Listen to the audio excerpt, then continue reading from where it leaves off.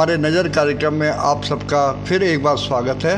मेरे साथ जो बैठे हैं ईश्वर सिंह जी, सुठानी गांव से बिलोंग करते हैं और ये एयरफोर्स में रहे हैं। काफ़ी समय इन्होंने एयरफोर्स में जो है वो बिताया है। और ब्लैक बॉक्स जो हवाई जहाज़ में होता है, जो किसी भी दुर्घटना के टाइम पे जिसमें जांच के लिए जो सबूत होते हैं, उसी डिपार्टमेंट में इन्होंने 15 साल से भी ज़्यादा समय का उसमें बिताया।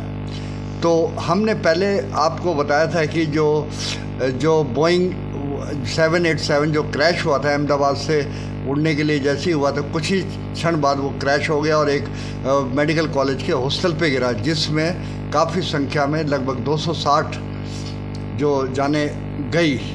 तो उस टाइम जब तक वो जो था ब्लैक बॉक्स मिला नहीं था, क्योंकि वो एक तरह जांच के घेरे में था। अब ब्लैक बॉक्स से जो जानकारियां मिल रही हैं, उससे फिर एक बार संदेह पैदा हो रहा है कि इस घटना की वास्तविकता क्या थी। क्या ये घटना दुर्घटना थी या इसके पीछे कोई ऐसी साजिश जो कहीं ना कहीं सरकार के लिए हानिकारक थी। ईश्वर जी, हमारे कार्यक्रम में आपका स्वागत है। धन्यवाद पवन जी, और आपके दर्शकों का स्वागत है। और जो जानकारी आप लेना चाह रहे हैं, जितनी मेरे पास है, मैं ज़रूर बताऊँ। तो 12 जून को ये था जो AI-171 जो क्रैश हुआ था। तो इसमें आपको क्या कमजोरी नज़र आ रही थी कि भाई वो थ्रस्ट नहीं ले रहा था, आप जो प्लेन था वो थ्रस्ट नहीं ले रहा था, थ्रस्ट नहीं लेने के कारण लिफ्ट नहीं मिल रही थी, और लिफ्ट नहीं मिल रही थी तो वो उड़ नहीं पा रहा था। लेकिन आपको क्या लगता है कि आखिर थ्रस्ट क्यों नहीं मिला? कहाँ फ्यूल टैंक में गड़बड़ थी, या उसका जो पेट्रोल जो ATF कहते हैं, क्या नाम, ATF ऑयल कहते हैं, क्या कहते हैं, ATF कहते हैं, वो एयर टरबाइन फ्यूल, हाँ, वो प्रॉपरली उसको नहीं मिल रहा था, या कुछ और रीज़न था? इस बारे में आप क्या कहना चाहेंगे? देखो, जिस तरह से ब्लैक बॉक्स की जो रिपोर्ट आई है, जो 13 तारीख को जो अखबारों में छपी है, उसका मैंने द हिंदू अखबार में पढ़ा है, नवोदय टाइम्स में पढ़ा है, और भास्कर में पढ़ा है। और भास्कर ने इस रिपोर्ट को थोड़ा सा ज़्यादा क्लैरिटी से छापा है। भास्कर ने जो टाइम स्पैन के हिसाब से, जो फ्लाइट डाटा रिकॉर्डर से जो डाटा मिले हैं, उनके हिसाब से उसने वो रिपोर्ट छापी है। वो जो है उसके हिसाब से मुझे ये लगता है कि ये 100% ये पायलट के द्वारा की गई गलती है, और ये अनजान तरीके से गलती हो, ये ऐसी नहीं है। नहीं, अब जैसे बात आ रही है कि भाई प्लेन थ्रस्ट नहीं ले रहा और वो उन्होंने फ्यूल बंद करा, तो क्यों करा? उन्हें या तो आग लगने का डर था कि भाई प्लेन में कहीं आग लग गई तो फिर उससे और ज़्यादा जान माल। नहीं, ऐसा कुछ नहीं है। जिस तरह से FDR और CVR के जो डिटेल्स जो सामने आए हैं, CVR होता है कॉकपिट वॉइस रिकॉर्डर, और ये जो है इस घटना के बाद में एविएशन इंडस्ट्री शायद इस निर्णय पे जाएगी कि कॉकपिट में अब कैमरा लगेगा, तो अब वीडियो रिकॉर्डिंग होगी, खाली ऑडियो रिकॉर्डिंग से काम नहीं चलेगा। क्योंकि इसमें जिस तरह से जो बातचीत का एक हिस्सा जो अखबार में छापा गया है, जो दोनों पायलट की जो आपसी बातचीत में है, तो उसमें जो सीनियर पायलट है सब्रवाल साहब, वो ये कहते हुए दिख रहे हैं कि भाई आपने स्विच बंद क्यों किया, ये कहते हुए सुना। इस रिकॉर्डिंग से मतलब ये साफ है, जब इंजन का RPM डाउन होने लगा, एयरक्राफ्ट की हाइट डाउन आने लगी, ये 800 फीट से ऊपर जा चुका था हवाई जहाज, तो ये जब डाउन आने लगा तो उसने देखा कि इंजन का RPM डाउन जा रहा है, तो उसी पर तुरंत नज़र देखे डाउन क्यों जा रहा है, तो उसने देखा फ्यूल स्विच बंद है। जो ये फ्यूल स्विच है ये ऑन रहता है, ये ऑफ नहीं करता, क्योंकि ये सिर्फ जब इंजन में कभी फायर लग जाए ड्यूरिंग फ्लाइट, हाँ, ताकि जान मान का नुकसान हो, तो उस दोनों इंजनों में फायर नहीं लग सकती। जो एक इंजन में अगर आग लग जाती है तो उस समय उस इंजन के फ्यूल सप्लाई बंद करने के लिए ये प्रोविजन है, तो उस समय ये स्विच बंद किया जाता है। और ये जो स्विच है ये सिंपली ऐसे नहीं गलती से हाथ लग गया, नहीं, ये पुल वाला स्विच है। हाँ, ये पुल की वजह, ये सेफ्टी ले रहे हैं, हाँ, ये सेफ्टी ले रहे हैं। सेफ्टी लेयर है। हाँ, तो इसको खींचा जाता है और फिर इसको ऑफ किया जाता है। ऊपर में ऑन है और नीचे में ऑफ है, और इनको टॉगल स्विच कहते हैं। पुराने जहाज़ों में मैकेनिकल डिवाइस होती थी, उसमें लीवर होता था और वो वायर लॉक होता था। तो जब इंजन में आग लगती है तो उस आग को काबू पाने के लिए सबसे पहले फ्यूल सप्लाई बंद की जाती है। तो उसको वो पुल टाइप था, तो वो लीवर पुल किया जाता था और कॉपर वायर होता था 0.5 mm का, तो वो टूट जाता है। तो वो इस तरह से फ्यूज का काम करता है। हाँ, तो वो जो चीज़ें हैं वो इतनी सेफ्टी ली जाती है कि पायलट गलती से भी इनका मिस हैंडलिंग ना हो। तो ये जो स्विच है इनके साथ बिल्कुल मिस हैंडलिंग नहीं हुई है। जानबूझ के क्या किया हुआ है? जिस तरह से FDR की रिपोर्ट आई है 1:38 और 42 सेकंड पे, FDR की जो रिपोर्ट कहती है 1:38 42 सेकंड पे उन्होंने देखा है कि इनका RPM डाउन आ रहा है दोनों इंजन का, और उनका जो स्विच है वो कट ऑफ हो गया। और उस समय इसकी रफ्तार जो थी 333 किलोमीटर प्रति घंटा की रफ्तार थी। जिस समय ये चीज़ मॉनिटर हुई, इंजन RPM डाउन आ रहा है और जो स्विच है, उस समय एयरक्राफ्ट की जो स्पीड थी 333 किलोमीटर प्रति घंटा की थी, और ये स्पीड FDR से मिली है, फ्लाइट डाटा रिकॉर्डर से ये चीज़ मिली है। अब एक बात और आती है कि जो CAA है, ब्रिटेन की जो एजेंसी है, सिविल एविएशन अथॉरिटी, उसने ये घोषणा कर दी थी कि भाई 15 मई को ये घोषणा कर दी थी कि जितने भी बोइंग जहाज हैं उनमें ये कट ऑफ स्विच वाला मैटर है, ये प्रॉब्लम रहेगी। इसलिए नहीं, ऐसा नहीं है। वो उन्होंने एक लेटर दिया था एविएशन इंडस्ट्री को कि भाई ये जो बोइंग है इसके जो ये फ्यूल इंजन स्विच है इसमें परेशानी है, इसका उन्होंने जारी किया था। लेकिन अब ये जो है ये बहाना नहीं हो सकता कि स्विच ऑटोमेटिकली बंद हो जाए। उसमें ऑपरेशन में कोई दिक्कत आई रही होगी, इससे पहले ऐसी कोई रिपोर्ट नहीं है कि ऐसी कोई शिकायत नहीं है कि भाई ये इंजन ऑटोमेटिकली ऑफ हो गया हो। क्योंकि ये जो इसका स्विच का जो प्रोसेस है ये तो बिल्कुल उल्टा है। प्रेस वाली चीज को तो मान सकते हैं कि भाई वो मैं बता चुका ना, हो जाए कुछ हो जाए, वो मैं बता चुका पुल वाली सिचुएशन की वो मैं आपको बता चुका। ये सेफ्टी लेयर में आता है, और ये सेफ्टी लेयर 3 लेयर उसमें स्टेप्स में आपने वो देखा होगा कि ये जो स्विच है इसके साइड में 2 स्विच और है, और वो रेड टाइप उसमें कुछ दिख रहा है, वो गाइडेड स्विच है, वो गार्डेड स्विच है। वो है जो मेरा अंदाजा है वो फायर बोतल ऑपरेट करने के स्विच है। उनको कवर डाला गया है, और कवर डाल करके उनको वायर लॉक किया गया है। अगर इंजन में आग लगती है उस समय पहला स्टेप है ये फ्यूल बंद करो, वायर तोड़ो, फिर उसके बाद में ये जो वायर तोड़ो और फायर बोतल को ऑपरेट करो। ये तो आप वो देखिए, एविएशन इंडस्ट्री हर चीज़ को उनका एक प्रिंसिपल है, उसको मर्फी लॉज बोलते हैं, कि अगर कभी गलती की होने की संभावना है तो कभी ये गलती होगी, किसी समय किसी जगह ये गलती होने की संभावना है। तो इस प्रिंसिपल को ध्यान में रखते हुए एविएशन इंडस्ट्री हर चीज़ का डिजाइनिंग करती है। नहीं, आपको इसमें साजिश कैसे नजर आ रही है कि भाई कहीं ना कहीं साजिश है कि ये अपने नहीं, मैं अपनी जुबान से साजिश नहीं कह सकता, क्योंकि FDR फ्लाइट डाटा एनालिसिस मैंने लगभग 15 साल एयरफोर्स में किया है, और मैं उस सिस्टम से जानता हूँ जब सिर्फ पैरामीटर स्पीड और हाइट के होते थे, और उस दौरान में पायलट जानबूझ करके फ्लाइट डाटा रिकॉर्डर ऑन नहीं करता था।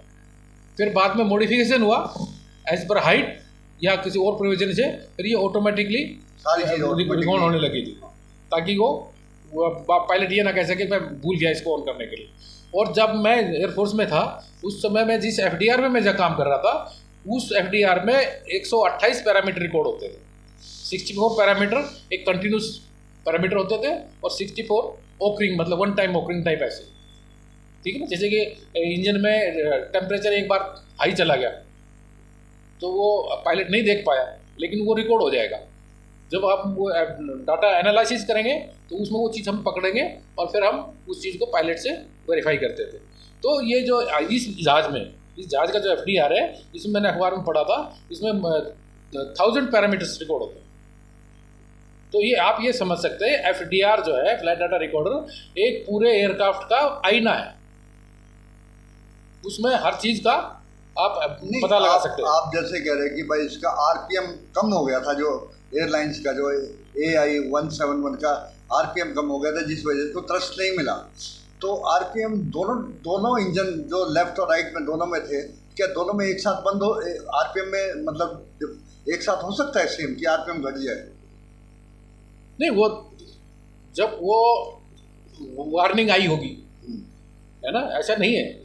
जब फ्यूल सप्लाई बंद हुई है तो फ्यूल की भी वार्निंग आई होगी, उसमें कॉकपिट में विजुअल वार्निंग भी होती है और उसमें रिकॉर्ड है।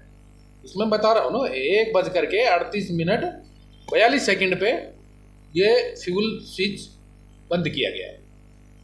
1:42 पे ये 1:48:42 पे, और इसके 5 सेकंड के बाद में एक पायलट ने दूसरे पायलट से पूछा है, क्योंकि 5 सेकंड का टाइम निकल गया उसमें, जब वो देखा कि कुछ अबनॉर्मल है, वो फ्यूल में गैप आ गया। हाँ, जो कुछ अबनॉर्मल है, उन्होंने पायलट ने ऑब्जर्व किया, तो उसने दूसरे पायलट से कंफर्म किया 5 सेकंड के बाद। तो जब ये 5 सेकंड में उन्होंने पूछा कि भाई ये स्विच आपने बंद किया क्या, तो ये कन्वर्सेशन है कि उन्होंने कहा कि मैंने नहीं किया। फिर इसके बाद में 5 सेकंड का समय और उन्होंने लिया, फिर उन्होंने इस स्विच को ऑन किया है।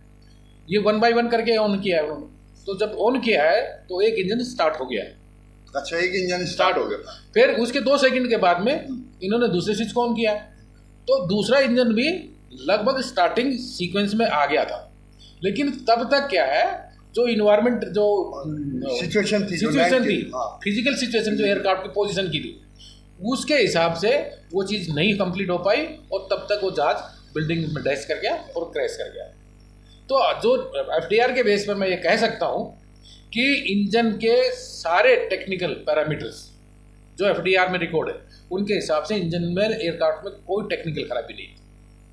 आप इस चीज़ को भी तो कह सकते हैं कि जब जिस वक्त मेंटेनेंस होती है, जब फ्लाइट टेक ऑफ करती है, उससे पहले जो टेक्निकल टीम होती है ग्राउंड पे, वो भी तो इसमें एक ऑब्जर्वेशन करती होगी कहाँ सब करते हैं, हर फ्लाइट के बाद में करते हैं, ठीक है ना, हर टेक ऑफ से पहले करते हैं, पायलट खुद करता है।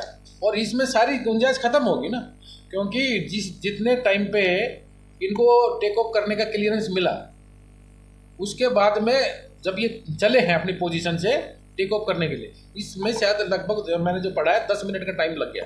मतलब इंजन इससे टेक ऑफ से पहले 10 मिनट इंजन स्टार्टिंग कंडीशन में रहा है, टेक ऑफ से पहले। हाँ, और जब वो टेक ऑफ किया है तो मतलब 10 मिनट तक तो इंजन स्टार्ट है, तब तक कोई पैरामीटर अबनॉर्मल नहीं है। और अगर अबनॉर्मल होगा तो एफडीआर में रिकॉर्ड होगा। तो मैं ये कहता हूँ, आपको फ्यूल में भी कोई डिस्टर्बेंस नजर आ रहा है, फ्यूल ओरिजिनल ना होके? नहीं, मैं जब बता रहा हूँ आपको कि 10 मिनट तक जब है, टेक ऑफ से पहले 10 मिनट तक एयरक्राफ्ट स्टार्टिंग कंडीशन में इंजन है। इसमें तो ऐसा तो है नहीं, ये अपना मोटरसाइकिल की तरह बूंद बूंद करके पेट्रोल जाएगा, ये तो पीता है, तो ठीक है ना, तो फ्लो में जाता है। अगर मान लीजिए वो पहले से अगर स्विच ऑफ मान लीजिए ऑफ रह गया, तो इतनी देर स्टार्ट ही नहीं रह सकता इंजन। और फिर वो एफडीआर कह रहा है कि 1:38:42 पे ये ऑफ किया गया, उसमें रिकॉर्ड है। तो आपका कंक्लूजन क्या है? कंक्लूजन क्या नजर आ रहा है कि भाई जब इतना बड़ा, मेरा कंक्लूजन ये नजर आ रहा है कि ये जो पायलट्स रहे हैं, इनकी बैकग्राउंड की जांच होनी चाहिए। पिछले एटलीस्ट 6 महीने इनका बिहेवियर क्या था, क्या ये पायलट जो है आपस में इनके संबंध सही थे, इसकी हर तरह की जो इनकी सोसाइटी है, सोसाइटी की जांच होनी चाहिए। क्योंकि हमारे as a black box analysis FDR, मैं ये स्वीकार नहीं कर सकता कि ये पायलट ने नहीं किया।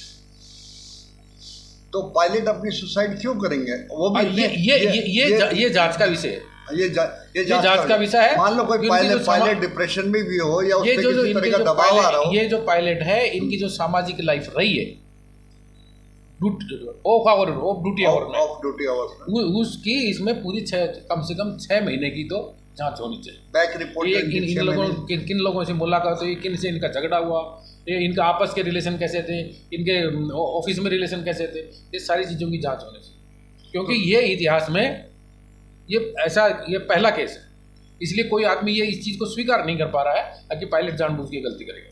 अब इसमें गुजरात के जो पूर्व मुख्यमंत्री थे वो भी इसमें थे, मारे गए थे। तो कहीं कहीं आपका इंडिकेशन ऐसा तो नहीं कि ये हादसा उन्हीं की वजह से हो? देखो पॉलिटिक्स कुछ भी करा सकती है।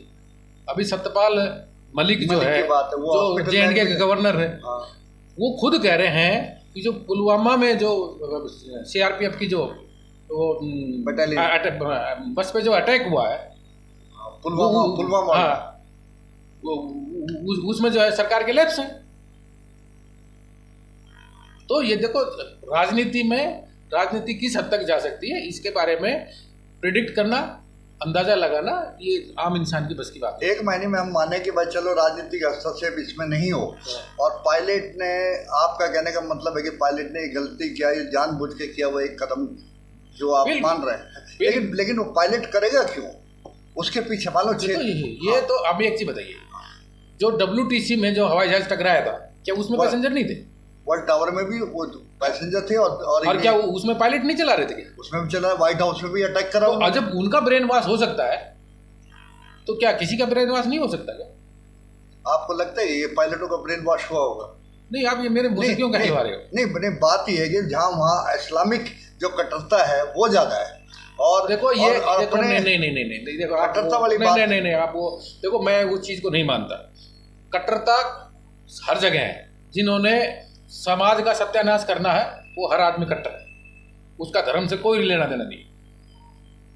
तो इनकी जो फैमिली लाइफ थी वो भी नॉर्मल चल रही थी पायलट की, तो वो हम और आप कैसे कह सकते हैं? कहीं भी कोई इस तरह का कोई मामला नहीं था कि परिवार से वो डिप्रेशन में हो? वो इस तरह का तो जांच के बाद पता चलेगा ना। तो ये जो है, मैं आपको फिर से कह रहा हूं, FDR के हिसाब से, FDR के जो डाटा है, जैसे हमारे देश में कहते हैं EVM मैनिपुलेट नहीं हो सकती, तो मैं उसी हिसाब से कह रहा हूं, ये FDR का डाटा मैनिपुलेट नहीं हो सकता। हाँ, इसको जानबूझ करके पॉलिटिसाइज किया जा रहा है, उलझाया जा रहा है, ताकि लोग कंफ्यूजन में रहें। कोई कहता है बोइंग का इसमें हाथ हो सकता है, वो कहता है कि भाई इधर नहीं, ये हमारे पायलटों को बदनाम करने के लिए है। तो ये जो चीज़ है, ये जानबूझ करके इसको कंफ्यूजन क्रिएट किया जा रहा है। अदरवाइज FDR का जो डाटा है, अगर फोकस करना है तो FDR का जो डाटा है वो कितना ओरिजिनल है, इस चीज़ पे फोकस होना चाहिए। अब FDR का वो भी डायरेक्टली इनडायरेक्टली जो डाटा इस पे निकला है या ब्लैक बॉक्स से निकला है, उस पर भी जो सरकारी एजेंसियां उनकी जांच कर रही है। जब एक चीज़ बताइए, जब जांच में हमारे यहाँ फोरेंसिक रिपोर्ट जारी होती है, जब हमारे यहाँ जो है सत्ता या कोई पहुंच वाला आदमी जब फोरेंसिक जांच को बदल सकता है, अपने हिसाब से हैंडल कर सकता है, तो हो सकता है ये FDR डाटा भी मैनिपुलेट किया गया हो। हम तो नहीं कह सकते, मेरे हिसाब से ये हो नहीं सकता, क्योंकि इसमें जो पैरामीटर क्रैश के टाइम पे थे वो सिमुलेट करना मेरे को लगता है इतना ईजी तो नहीं हुआ। नहीं, अब जैसे जो डाटा उस वक्त है जब प्लेन क्रैश हुआ और आज ये डाटा दिखाते हैं, तो वो क्या आपको लगता है ये सेम हो सकते हैं? सेम होंगे? होना तो सेम चाहिए। नहीं देखो, ये रिपोर्ट की जहाँ बात आ रही है, देखो नॉर्मली जब क्रैश होता है तो खाली ये इसी के डाटा एनालिसिस नहीं होता, इससे प्रीवियस कम से कम 1 या 2 फ्लाइट उसके भी डाटा एनालिसिस होंगे। उसमें भी ये देखा जाएगा कि जो जैसे कि ये दिल्ली से अहमदाबाद गया था, उस फ्लाइट के भी पैरामीटर्स पूरे एनालिसिस होंगे, उनका भी पूरा जांचा जाएगा। कहीं फ्लाइट में उस समय तो कोई गड़बड़ नहीं, जैसे भी कह रहे हैं ना, कोई एक वार्निंग थी, स्टेबलाइजर की कोई वार्निंग थी, तो अगर वो वार्निंग रही होगी वो पिछली फ्लाइट में दिखाई देगा, और अगर उसमें भी गड़बड़ नहीं तो उससे पिछली वाले में दिखाई देखेंगे। तो ये इतना आसान नहीं है, ये डाटा जो है खाली इतना ही एनालिसिस नहीं होगा, ये पूरे टेक ऑफ से लेकर क्रैश तक का ही नहीं एनालिसिस होगा, इसलिए पूरी फ्लाइट का भी डाटा एनालिसिस होगा। तो आप गुजरात गवर्नमेंट के बारे में क्या कहना चाहेंगे? नहीं, इसके गुजरात का क्या नहीं, गुजरात गवर्नमेंट की जहाँ बात आ रही है कि भाई टेक ऑफ तो अहमदाबाद से हुआ है, अहमदाबाद से प्लेन उससे पहले नहीं, इसमें एक ही है, इसमें पूरा मुख्यमंत्री थे विजय रूपाणी, तो ये तो आपको पता ही है। तो कभी वो जो राजेश पायलट एक्सीडेंट हुआ है, संजय गांधी का एक्सीडेंट हुआ है, तो ये तो कंट्रोवर्सी तो रही है। ऐसे इसमें भी ठीक है ना, माधवराव सिंधिया का है, सुरेंद्र बंसीलाल जी, गोपीनाथ मुंडे का है, इधर मनोहर पर्रिकर का है, यूँ तो ये तो कंट्रोवर्सी तो जुड़ी जाती है। अब ये तो सरकार जांच कराए तो पता चले गोपीनाथ मुंडे की क्या जांच हुई। नहीं, कोई विशेष तो नहीं हुई, नहीं, वो आया नहीं पब्लिक डोमेन में, क्या है? पब्लिक डोमेन में नहीं आया है। तो ये जो चीज़ है इसको मैं नहीं कह सकता, लेकिन मैं ब्लैक बॉक्स की मैं गारंटी लेता हूँ कि ब्लैक बॉक्स के जो डाटा हैं वो टाइम बाय टाइम जो अखबार ने दिया है वो बिल्कुल सही है। मतलब उसमें गैप नहीं हो सकता कि बीच का हिस्सा कुछ कम कर दिया नहीं, जाए, उस पर कोई अटैचमेंट हो जाए, नहीं, ऐसा कुछ भी नहीं। तो आप क्या कहना चाहेंगे कि इसमें साजिश है या एकमात्र एक्सीडेंट है, इस बारे में क्लियर करके। मैं तो मेरे हिसाब से तो इसमें टेक्निकल फॉल्ट गुंजाइश 99% नहीं है। टेक्निकल इसमें ह्यूमन एरर है, और ह्यूमन एरर भी बाई इंटेंशन मुझे लगता है। बाई इंटेंशन, हाँ, मतलब किसी ने अपने खुंदक निकालने के लिए इसका। मैंने बता दिया ना, इंटेंशन दो पायलट है, अब दोनों पायलट में किसने गई, किसका इंटेंशन बैड है।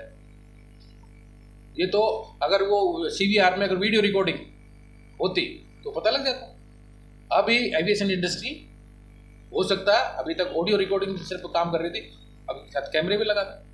अब ये जो बोइंग का जो मामला उठा है कि ये बोइंग के जहाज थे, और वो कहते हैं कि इस तरह की समस्या हर बोइंग प्लेन में हो सकती है, चाहे वो कोई भी मॉडल हो, क्या हो। देखो, तो कहीं बदनाम करने की साजिश तो नहीं। ये सत्य है, ये इंग्लैंड की तरफ से ये लेटर जारी हुआ था। हाँ। लेकिन इसका कोई एक्सीडेंट हुआ हो, एक्सीडेंट फर्स्ट है। ऐसा कोई नहीं। एक्सीडेंट अभी तो ये फर्स्ट ही माना हाँ, ये फर्स्ट एक्सीडेंट है।